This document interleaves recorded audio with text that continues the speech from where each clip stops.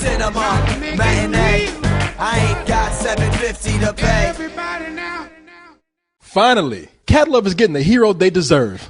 I mean, come on, let's look at it clearly now. Really? Yeah, maybe really. This is a movie for Cyrus, huh? This is a movie for Cyrus, but because Cyrus, you agree with me. Let's look at it now. You got Pepe Le Pew. Pepe Le Pew. I mean, he's a skunk, but technically he's a cat. But yeah, let's get right down to it. He's a rapist. I mean, he liked to date rape, except he didn't like to put the pill in there. He liked a moving. He liked to struggle, the fight. And then you got the heroic, somewhat cats like Thundercats, but they're all gay. Are they? Yeah, they are. Like, look at them. I just thought they were mutants because they were practically people. Come on, mutants, gay cats, it's the same thing. Some hate groups call gays mutants. That's, right? I mean, but Puss in Boots, he's the one that's finally come up. He's got style. He's suave. This dude could your human girlfriend if he wanted to. This is back before he was the origin, the hero known as Puss in Boots. He was known as the outlaw, the cad.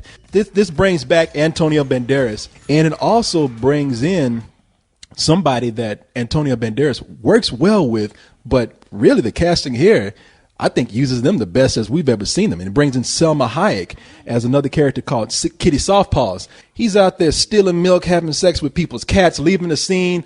He has wanted posters all around the village, and we learned that he grew up an orphan with another nursery rhyme character. Him and Humpty Dumpty were tight. Zach Galifianakis does the voice of Humpty Dumpty, who I thought was great. And they always had this dream of finding the magic frijoles. You know what frijoles is, don't you, co-host? That's beans, right? There you go. Yeah, the magic beans. I'm just testing y'all's authenticity. Make sure that Mexican chip we put in you works. Yes, they had this dream of finding the magic beans and going to this castle in the sky and finding the goose that lays the golden eggs. As they grow up to be adults, Puss just gives up on the dream. He says, that it's a fable. But Humpty Dumpty, he turns into a fiend. He's got to find this, and he gets into trouble. Puss tries to go on the right path.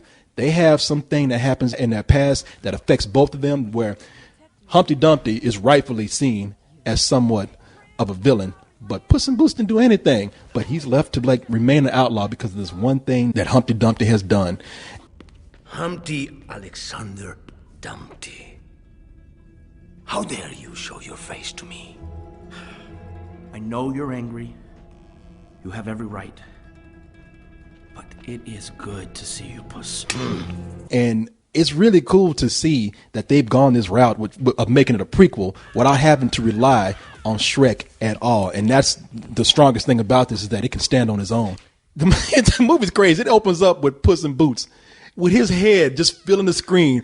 He's looking straight at the camera, and the fur on that cat looks so fluffy, man. I just want to get up and just kind of just rub the screen. I just want to cuddle up with the screen and just rub it. I was really impressed looking at this, thinking, wow, this could have been made by Pixar, especially during the more incredible moments during the film where I thought they actually took advantage of this 3D CG for once, to where the fantasy scenes were just awe-inspiring. I was like, wow. I had a lot of fun with this. It made me laugh. I thought that it was action-packed. I thought it was exciting. Man, it's a cat in boots, a cat in high heels. I mean, and they made it work. I really enjoyed this film. I give it a high full price. Wow. Dang. I did like the film a whole lot. It was a lot of fun. It was better than I even expected. And the first hour of it is so funny. I don't want to say the movie's unoriginal, but then there were so many things, other movies, it just kept reminding me of. You know what? I would enjoy this more if this was the first time I'm seeing it, but it's like revisiting a lot of old territory.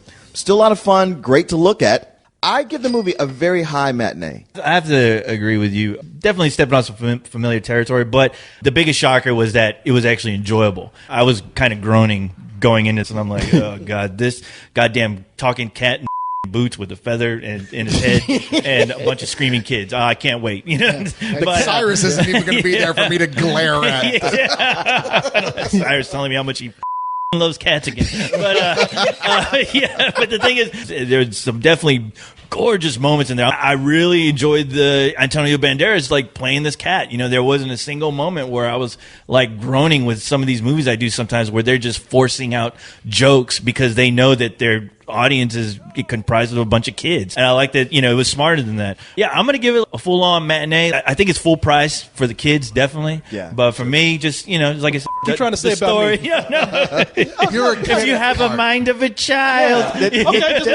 Yeah, no, this is the movie that cat women are just going to show up in throngs. So at midnight, you're going to see like big women in stretchy pants wearing this.